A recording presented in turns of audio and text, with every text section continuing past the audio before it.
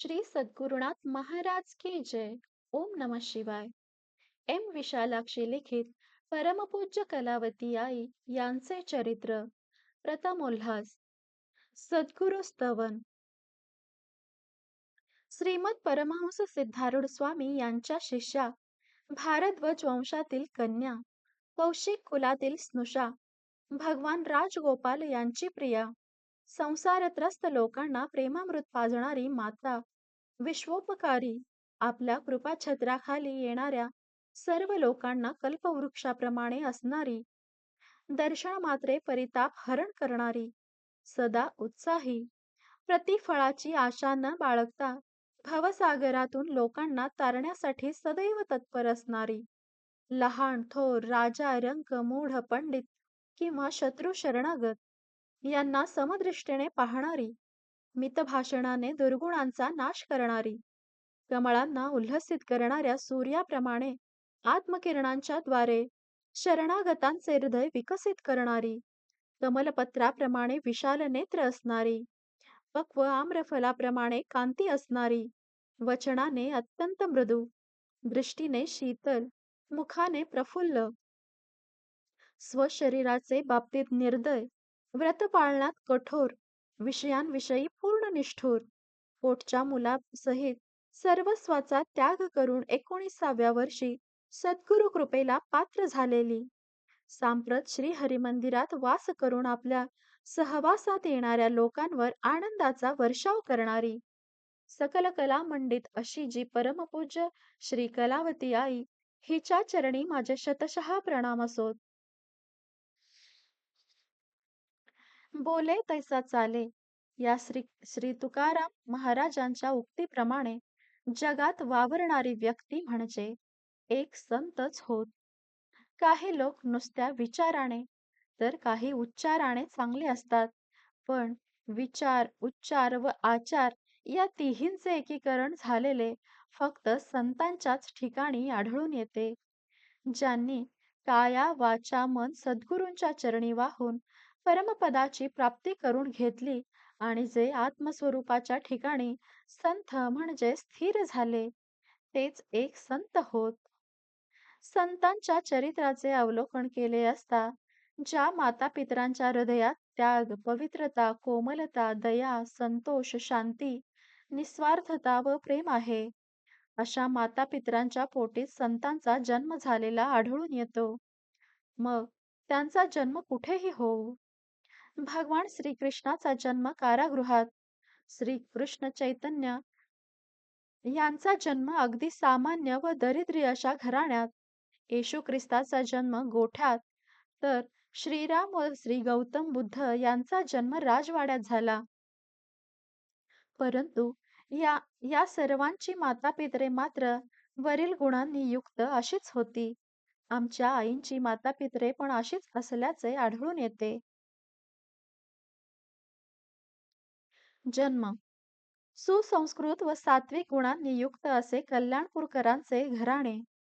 या घराण्यात श्रीमद परमहंस शिवराम स्वामी या नावाचे एक थोर सत्पुरुष होऊन गेले. ते बालसन्यासी असून गोकर्णानजीक असलेल्या बंकी कोडल या गावचे मठाधिकारी होते. त्यांनी विचार सागर नामक ग्रंथ लिहिला असून भूपाळी पंचक, उससी ते गुज काय गे आणि कोकणी भाषेत घोंगो आयला घोंगो, संसार नका भोंगो आणि वंदने कुडिसो गुरुराया, भवबंधन बिडिसो गुरुराया अशी काही कानडी भाषेत ज्ञानपर रचली आहेत. बरीच वर्षे जगदोद्धाराचे कार्य करून त्यांनी नुकतीच समाधी घेतली होती. त्या समयी त्यांचे वय जवळजवळ 95 वर्षाचे तरी असावे. उत्तर कानडा जिल्ह्यातील बहुतेक लोकांना त्यांचा परिचय असणार. स्वामींचे चुलत बंधू दोघे असून थोरल्याचे नाव शां शामराव व धाकट्याचे नाव शांतमूर्ती असे होते. शामरावांच्या पत्नीचे नाव रुक्माबाई आणि शांतमूर्ती यांच्या पत्नीचे नाव पद्मावती. त्यांचे मूळचे गाव दक्षिण कानडा जिल्ह्यातील कल्याणपूर हे असून नोकरीनिमित्त त्यांचे उत्तर कानडा जिल्ह्यात येणे झाले. भटकळ, होन्नावर, शिरसी, सिद्धापूर, कुमठा, अंकोला ही गावे फिरत फिरत शेवटी ते कारवारला स्थायिक झाले. शामरावांना बाबूराव हे एकुलते एक. बाबूराव वयात आले तेव्हा त्यांचे वडील निवर्तले. शांतमूर्तींनाही बरीच वर्षे संतती झाली नसल्याने ते जोडपे बाबूरावांना पुत्रवत मानित असत. बाबूरावांचा स्वभाव अगदी साधा, मनमिळावू आणि गोड असा होता. घरातील वडील माणसे, शेजारी पाजारी या सर्वांशी त्यांचे वागणे जिव्हाळ्याचे होते. ते थोर विचारांचे आणि श्रद्धाळू अंतःकरणाचे होते. त्यांचे कारवारला औषधी दुकान होते. ते वनौषधी जाणत असत. होमिओपॅथी आणि 12 अक्षर औषधांचीही त्यांना चांगलीच माहिती होती. बाबूरावांचे लग्न शांतमूर्तींनी केले. त्यांच्या पत्नीचे नाव सीताबाई. त्या पण सत्यनिष्ठ, परोपकारी, मेहनती व गुणी व पतिनिष्ठ अशा होत्या. त्यांना शेजारी पाजारी जाऊन गप्पा मारीत फुकट वेळ दवडणे आवडत नसे. लग्नानंतर 8 वर्षे त्यांना संतती झाली नसल्याने इसवी सन 1907 मधील श्रावण मासात सुपुत्र प्राप्तीच्या अपेक्षेने बाबूरावांनी सहस्रलिंगार्चनास आरंभ केला. त्याची समाप्ती दुर्गाष्टमीच्या दिवशी झाली. त्याच रात्री मी तुझ्या वंशात जन्म घेणार आहे, असा देवीने बाबूरावांना दृष्टांत दिला. पुढे त्यांना लवकरच त्याची प्रचिती आली. पण पुढील भाग्य अनुभवण्यास रुक्माबाई राहू शकल्या नाहीत. पोटी येणाऱ्या अंशाने गरोदरपणातच डोहाळ्याच्या रूपाने आपले वैशिष्ट्य दाखविण्यास सुरुवात केली. सीतामाईंना गरोदरपणी संत संगतीत जावे, संत मुखाने बोधश्रवण करावा, त्याचे मनन करावे असे वाटू लागले.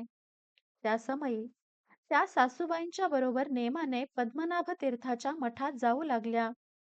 तसेच फावल्या वेळी घरात नामस्मरण, संत चरित्रांचे व सद्ग्रंथाचे वाचनही त्या करीत असत. त्यांची वृत्ती नेहमी आनंदित दिसे. कधी कधी त्या आत्मगत विचारात इतक्या बुडून जात की त्यांना कोणी हाक मारली तरी त्यांच्या ती लक्षात जात नसे. त्या काळी त्यांचे खाणे, पिणे, निद्रा इत्यादी अगदीच नियमबद्ध असे. अगोदरच त्या कांतिमान व सुंदर होत्या. त्यात त्या गर्भाचे तेज. त्यामुळे त्यांची शोभा काही अपूर्वच दिसत होती. ज्याप्रमाणे गाडी दिसण्यापूर्वी घंटा ऐकू येते, सूर्यप्रभा सूर्य दिग्मंडलावर येण्यापूर्वीच पडते, ईश्वराचे दर्शन होण्यापूर्वीच निर्भेळ आनंदाचा अनुभव येऊ लागतो, त्याप्रमाणे सीतामाईंच्या डोहाळ्यावरून कोणीतरी थोर व्यक्ती यांच्या उदरी जन्म घेणार असे सर्वांना वाटू लागले. शुद्ध बीजापोटी रसाळ फळे रसाळ गोमटी. शुद्ध बीजापोटी फळे रसाळ गोमटी या तुकारामोक्तीप्रमाणे सतत पवित्र वातावरण ठेवून गृहमंदिर मंगलदायक करणाऱ्या बाबूराव व सीतामाई या देवभक्त जोडप्याच्या पोटी बाळगोपाळांचे भावी जीवन सुखमय करण्यासाठी व माय बहिणींचा संसार आनंदमय करण्यासाठी इसवी सन 1908 मधल्या ऋषी पंचमीच्या शुभ दिवशी ब्राह्मी मुहूर्तावर आईंचे अवतरण झाले. जगत चालक जगत जीवन प्रभुवर भक्त हा केस्तव धावला, शांताराम सीतामाईंच्या कुशीत कन्येच्या रूपे अवतरला. कारवारला मंजनाथ भट म्हणून एक प्रसिद्ध ज्योतिषी होते. दुसरे दिवशी बाबूरावांनी त्यांना बाळची जन्मवेळ देऊन या व्यक्तीचे भविष्य कसे काय आहे ते सांगा असे म्हटले. कुंडली तयार करून ते म्हणाले, कितीही शहाणा ज्योतिषी असला तरी मुलगा की मुलगी हे कळत नाही. पत्रिका मात्र दुर्लभात दुर्लभ आहे. लाखांमध्ये अशी एखादीच आढळते. ही व्यक्ती जे बोलेल ते खरे होईल. तिच्या भोवती सदा बायकांचा घोळका असणार. लक्ष्मी व सरस्वती या दोघी हात धुवून हिच्या पाठीशी लागतील. आप्त इष्टच नव्हे तर पोटच्या मुलांपासून देखील आयुष्याच्या शेवटापर्यंत ही व्यक्ती अलिप्तच राहणार. पुढे 12व्या दिवशी बाबूरावांनी सर्व आप्तेष्टांना एकत्र जमवून मुलीचा नामकरण पुढे 12व्या दिवशी बाबूरावांनी सर्व आप्तेष्टांना एकत्र जमवून मुलीचा नामकरणोत्सव मोठ्या थाटामाटात साजरा केला आणि तिचे रुक्माबाई असे नाव ठेविले. पुढे बाबूराव लाडिकतेने तिला बाळ अशी हाक मारू लागले. त्यामुळे शेजार पाजारचे लोक सुद्धा तिला त्याच नावाने संबोधू लागले. मंजुनाथ भट्टांनी सांगितलेली ज्योतिष ऐकून बाबूरावांना काहीच वाटले नाही. कारण बाळ हे बाबूरावांचे पहिलेच अपत्य असल्याने मुलगा व्हावा या त्यांच्या इच्छेला धक्काच बसला. त्यामुळे ती उभयता प्रथम नाराज झाली. पण पुढे बाळचे एक एक अलौकिक गुण जसजसे प्रगट होऊ लागले, तसेच तिची बुद्धिमत्ता, आहार, विहार व इतर सर्व वागणे तिच्या बरोबरीच्या मुलींपेक्षाही जेव्हा निराळे असे दिसू लागले, तेव्हा मात्र देवीने दिलेल्या दृष्टांताची त्यांना सत्यता पटली आणि त्यांची पूर्वीची दृष्टी साफ बदलून गेली. त्यावर अशा बाळाला जन्म देण्याचे भाग्य आपणास लाभले याबद्दल ते देवाचे आभार मानू लागले. तसेच आतापर्यंत आपण केलेल्या तपश्चर्येला संतुष्ट होऊन देवाने आपणास असे दुर्लभ फळ दिले. आपण खरोखरच मोठे भाग्यवान आहोत, असे ती उभयता मानू लागली. शुक्ल चंद्रापरी दिवसेंदिवस वाढू लागली बाळयोगिनी. असाधारण क्रीडा करुणी सर्वाघाली मोहिनी. सकळ कौतुक करीती यागळे बाळ असे म्हणूनी. माता पित्यांचे पुण्य वर्णिती आनंद लुटिती सर्वजणी. बाळपण. बाळ 7 महिन्याचे असताना तिच्या खांद्याला मोठ्या सुपारी एवढे एक गळू झाले. त्यावेळी नुसते रडणेच नव्हे, तर तिने किंचित किरकिर देखील केली नाही. परंतु तिच्या गळूकडे पाहणाऱ्यांना मात्र अत्यंत वाईट वाटून ते सर्व तिच्या सहनशीलतेबद्दल आणि शांत वृत्तीविषयी आश्चर्योद्गार काढीत असत. बाळ 10 महिन्यांची असतानाच ती चालू लागली आणि पहिल्या वाढदिवसाच्या दिवशी तिने बोलायला सुरुवात केली. परंतु दादा, बाबा असा कोणताही बालसुलभ शब्द न उच्चारता हरी हाच शब्द तिने पहिला उच्चारला. त्यानंतर 6 महिन्यात म्हणजे सर्व काही ती बोलू लागली. तिचे बोलणे स्पष्ट असे.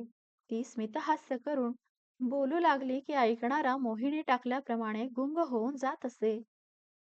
बाळ 2 वर्षाची होती, तेव्हा एके दिवशी शेजारची मुलगी सखू शाळेला जात असलेली पाहून बाळ तिच्या पाठोपाठ जाऊ लागली.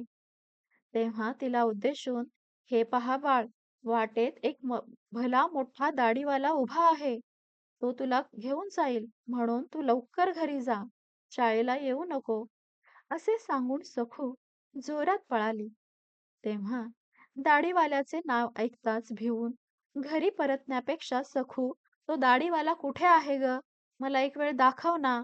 असे म्हणून बाळ तिच्या पाठोपाठ धावू लागली.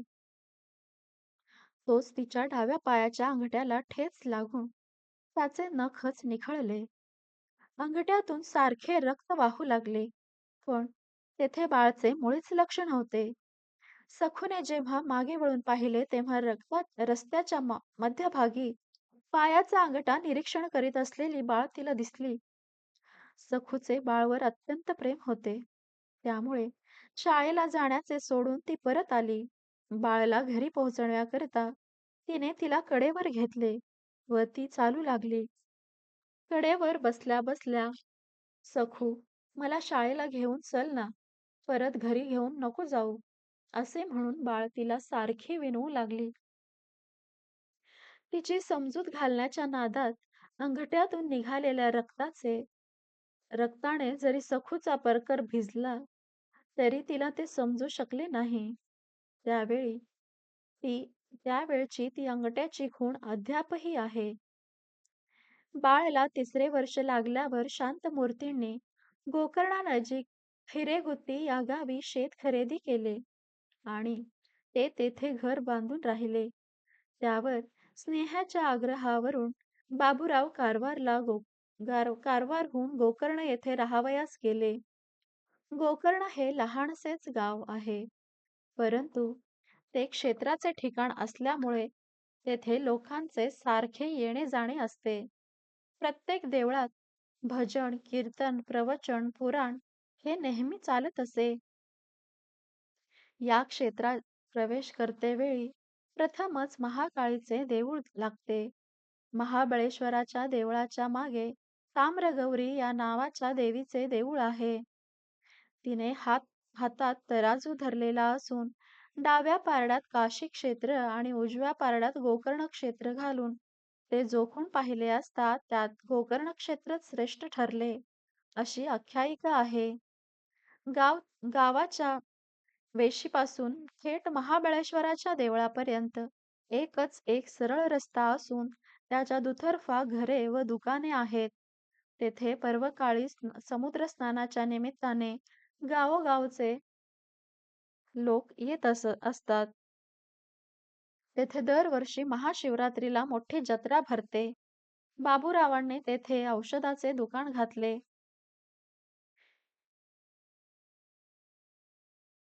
एके दिवशी जत्रेला आलेल्या एका मुक्या वैद्याची व त्यांची अचानक गाठ पडली. आपली विद्या कोणाला तरी द्यावी या तयारीत ते होते. त्यांच्यापासून बाबूरावांना वैद्यकीचे विशेष ज्ञान झाले. वनौषधांची परिपूर्ण माहिती करून घ्यावी अशी त्यांची फार दिवसापासूनची इच्छा होती. देवाने त्यांची इच्छा ती अशा तऱ्हेने पूर्ण केली. त्यावेळी गोकर्णाला सरकारी दवाखान्याची सोय नव्हती. इतकेच नव्हे तर एखादा खाजगी किंवा वैद्य सुद्धा तेथे नव्हता. एखाद्या वेळी गरज पडलीच तर लोकांना औषधोपचारासाठी बरेच लांबवर म्हणजे कुमठा किंवा कारवार या ठिकाणी जावे लागे. त्यामुळे बाबूरावांनी सेवेच्या भावनेतून गोरगरिबांना मोफत औषध देण्यास सुरुवात केली. त्यांना रोग्याची नाडी पाहावी लागत नसे. चेहरा पाहताच त्यांना त्याची परीक्षा लागत असे. पतिदेवांनी हाती घेतलेल्या कोणत्याही कार्यात सीतामाई मोठ्या आनंदाने सहभागी होत असत. एकदा गोकर्णात घटसर्पाची साथ आली. बाबूराव त्यावरील रामबाण औषध जाणत होते. घटसर्प हा माणसाला 24 तासात मृत्युमुखी नेणारा रोग असल्याने गावातील व खेड्यापाड्यातील लोक रोगाचे लक्षण दिसल्याबरोबर त्याला डोलीत घालून बाबूरावांकडे आणीत आणि बाबूराव स्वहस्ताने तेव्हा औषध तयार करून त्या रोग्यांच्या गळ्यातील गाठींना बोटाने चोळून त्या गाठी ते फोडीत असत. सीतामाई रोग्यांचा गळा शेकण्यास काढा व त्यांच्या आहारासाठी स्वतः भरडलेल्या गव्हाच्या रव्याची गंजी करून देत. त्यावर बाबूराव रोग्यांच्या गळा शेकून त्यांना गंजी पाजवीत आणि थोडेसे बरे वाटू लागल्यावर त्यांना ते घरी पाठवून देत असत. पती पत्नी एकमेकांना अनुरूप अशीच लाभल्यामुळे अशा प्रकारे उभयतांकडून परोपकार घडत असे.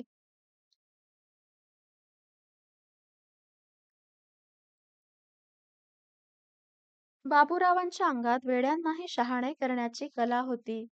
बाबूरावांनी राहिलेल्या उजव्या बाजूला दारवंटा म्हणजेच वाड्याचे महाद्वार होते. बाबूराव एका वेळी 2 वेड्यांना सुधारण्याचे काम हाती घेत. त्यांना ते दारवंट्यावर निजायला सांगत. सकाळी उठल्याबरोबर शौचाला जाणे, तोंड धुणे त्यांच्याकडून करवून घेऊन त्यांना साबण व अंघोळीला पाणी देत. त्यांचे कपडे त्यांच्याकडून धुवून घेत. सकाळी 1 ग्लासभर नाचणीचे सत्व, 2 प्रहरी 1 वाजता जेवण, 4 वाजता 1 भांडभर ताक, 7 ते 8 वाजेपर्यंत मनाचे श्लोक त्यांना शिकवीत असत. त्यानंतर रात्रीचे जेवण देत. या त्यांच्या प्रयत्नाने 3 महिन्याच्या आत त्यांच्यामध्ये सुधारणा झालेली दिसून येत असे. पाटील बंधू, कपिल बंधू हे बाबूरावांच्या प्रयत्नाने परिपूर्ण शहाणे होऊन उद्योगाला लागले. वाडा स्वामीजींना दिल्यावर मात्र जागेच्या अभावी तो व्याप त्यांना बंद ठेवावा लागला. श्री सद्गुरुनाथ महाराज की जय. परमपूज्य गुरुदेवता श्री कलावती माता की जय.